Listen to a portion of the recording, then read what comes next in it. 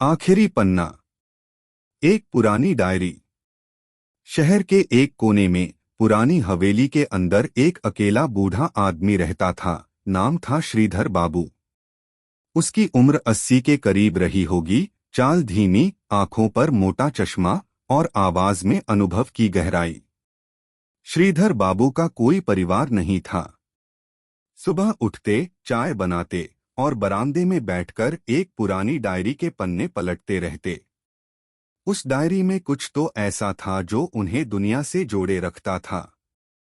एक दिन मोहल्ले के बच्चे पतंग उड़ाते हुए हवेली में आ गए। सबसे छोटा बच्चा रोहन गलती से अंदर चला गया और श्रीधर बाबू से टकरा गया। डर के मारे रोहन ने माफी मांगी, लेकिन श्रीधर बाबू मुस्कराए और बोले, डरने की बात नहीं बेटा। कभी पुरानी चीजों में कुछ नया देखने की कोशिश की है। डायरी की दुनिया। अगले दिन रोहन फिर आया, इस बार दोस्तों के साथ।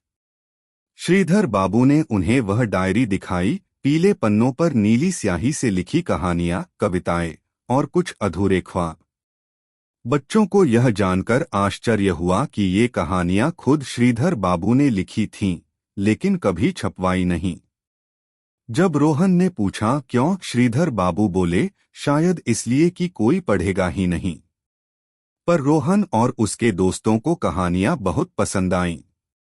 उन्होंने श्रीधर बाबू से वादा किया कि वे हर हफ्ते आएंगे और एक कहानी जरूर सुनेंगे।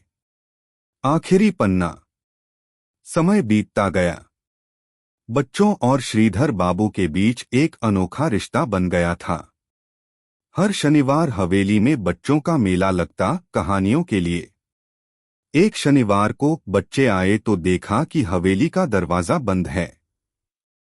काफी देर इंतजार करने के बाद उन्होंने खिड़की से झांका। श्रीधर बाबू अपनी कुर्सी पर बैठे थे, हाथ में डायरी और एक शांत मुस्कान चेहरे पर। लेकिन उनकी सांसें थम चुकी थीं। डायरी का आखिरी पन्ना खुला हुआ था।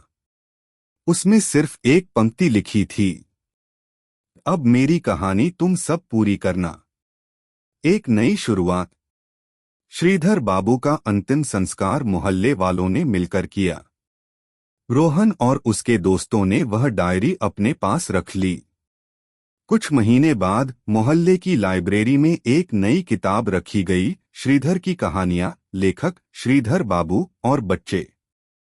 हर कहानी के बाद बच्चों ने अपने विचार और भावनाएं जोड़ी थीं, जैसे वे खुद उन कहानियों में जी रहे हों।